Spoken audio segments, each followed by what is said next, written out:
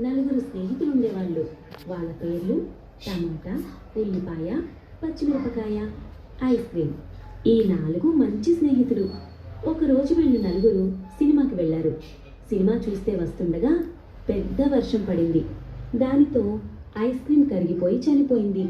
అది చూసి ఉల్లిపాయ, టమాటా, పచ్చిమిరపకాయ ముగ్గురు ఏడుస్తున్నారు. కాసేపు తర్వాత మళ్ళీ నడుచుకుంటూ వెళ్తున్నారు. వెళ్ళే దారిలో ఒక బజ్జీల బండి అతను ఒక పచ్చిమిరపకాయ తగ్గిందని వెళుతున్న పచ్చిమిరపకాయలు పట్టుకుని శనగపిండిలో ముంచి బజ్జీ వేసేశాడు. దానితో పచ్చిమిరపకాయ చనిపోయింది. అది చూసి టమాటా, ఉల్లిపాయ నేర్చుకుంటూ ఏడుస్తూ వెళ్ళిపోయారు. దారి మధ్యలో రోడ్డు దాటుతుండగా ఒక లారీ టమాటాపై నుంచి వెళ్ళిపోయింది. దానితో టమాటా పచ్చకమని చనిపోయింది. అది చూసి ఉల్లిపాయ ఏడుస్తూ ఏడుస్తూ వెళుతోంది.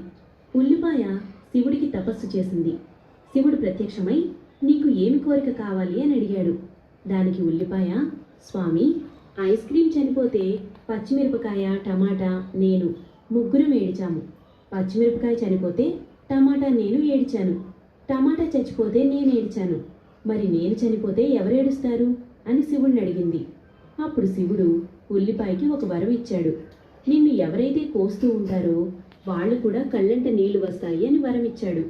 అందుకని అప్పటి నుంచి ఎవరు ఉల్లిపాయ కోసినా వాళ్ళకి కళ్ళంట నీళ్లు వస్తాయి. అనగనగా ఒక ఊరిలో